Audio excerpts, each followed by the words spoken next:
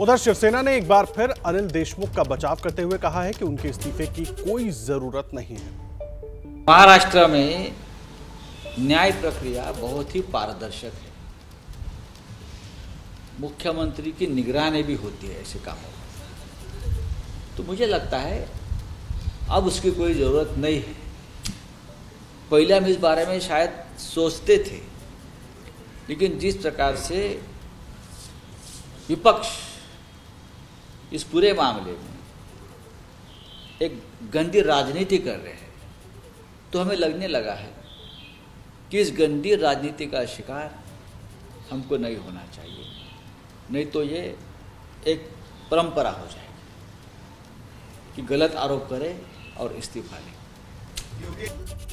और इस वक्त 3 सहयोगी हमारे लगातार जुड़े हुए हैं हमारे साथ। अंकित गुप्ता दिल्ली से मौजूद है, हमारे साथ रौनक कुकड़े मौजूद हैं मुंबई से, और हमारे साथ मृत्युंजय सिंह भी मुंबई से मौजूद हैं। रौनक, मैं सबसे पहले आपका रुख कर रहा हूं। जो स्थिति बनी है, एक तरफ शिवसेना मांग कर रही है कि शरद पवार को यूपीए का अध्यक्ष बनाया जाए, एक बात, दूसरी तरफ महाराष्ट्र में जो खुद राजनीतिक उठापटक घमासान मचा हुआ है, ऐसे में राज्यपाल का देहरादून चले जाना, बात यह आनी कि आज नेताओं को मुलाकात करनी थी। चल क्या रहा है राजनीति में? अचानक ये यूपीए वाली बात कैसे आ गई, और वहां से क्या कुछ एडजस्ट करने की कोशिश हो रही है या मनाने समझाने की कोशिश हो रही है? जी देखिए आदर्श, शरद पवार को यूपीए का अध्यक्ष बनाया जाए, ये मांग पुरानी है। इसके पहले भी आपको याद होगा कि कुछ महीने पहले संजय राउत ने सामना में अपने एडिटोरियल में इस बात का जिक्र किया था कि यूपीए का नेतृत्व जो है वो अब शरद पवार को सौंप देना चाहिए। लेकिन उस वक्त फिर कांग्रेस के नेताओं की तरफ से ये कहा गया कि जो पार्टी यूपीए में अभी है ही नहीं, वो पार्टी इस संदर्भ में क्यों वकालत कर रही है। आपको ये भी याद रखना चाहिए कि यूपीए का हिस्सा जो है वो शिवसेना यहाँ पर नहीं है। उसके बावजूद इस तरह की लगातार हर बार शरद पवार का नाम संजय राउत तरफ से उछालकर एक राष्ट्रीय नेता उन्हें बनाने की कोशिश जो है वो यहाँ पर फिर एक बार तेजी से करने की कोशिश जो है वो यहाँ पर की जा रही है। हम आपको ये भी बताएं कि हमारे सूत्र ये भी बीच में बता रहे थे कि अगर सोनिया गांधी को यूपीए के अध्यक्ष पद से हटाकर शरद पवार को नहीं बनाया गया तो यूपीए 2 फॉर्म करने की भी तैयारी जो है वो अंदर खाने चल रही है, और उसमें शिवसेना शामिल होगी और सभी विपक्षी पार्टियों को एक साथ एक अम्ब्रेला के नीचे शरद पवार के नेतृत्व में लाने की तैयारी है। और ऐसे वक्त में कांग्रेस को कॉर्नर करने की भी तैयारी यहां पर दिख रही है। लेकिन दूसरा, जो महाराष्ट्र की राजनीति में आपने सवाल पूछा है कि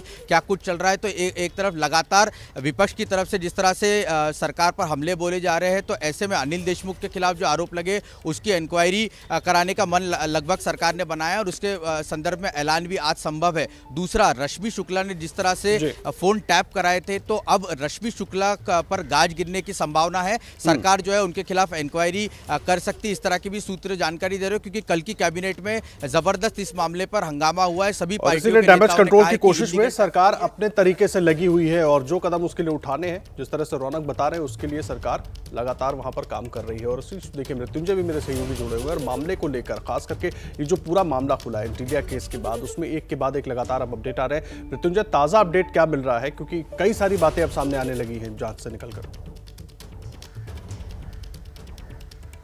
निश्चित तौर पर आदर्श, देखिए, अब तक मनसुख हत्या का मामला एटीएस जांच कर रही थी, लेकिन कल शाम के बाद से अब ये पूरा प्रकरण, चाहे वो इंटीरिया के पास विस्फोटक रखने का मामला हो, स्कॉर्पियो गाड़ी चोरी का मामला हो, या मनसुख की हत्या मामला हो, ये सभी मामले अब एनआईए देख रही है।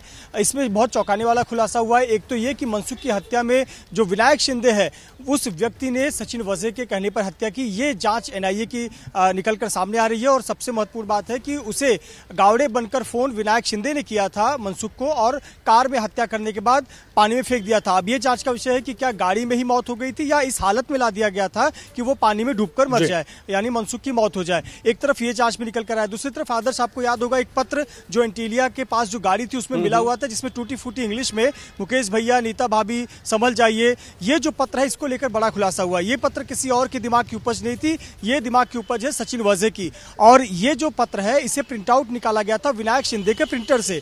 अब फॉरेंसिक के लिए ये प्रिंटर भेज दिया गया, जिससे ये पुष्टि की जा सके कि इसी प्रिंटर से इस लेटर को निकाला गया था, धमकी भरे पत्र को, जिसे सचिन वजे ने कार में प्लांट किया था।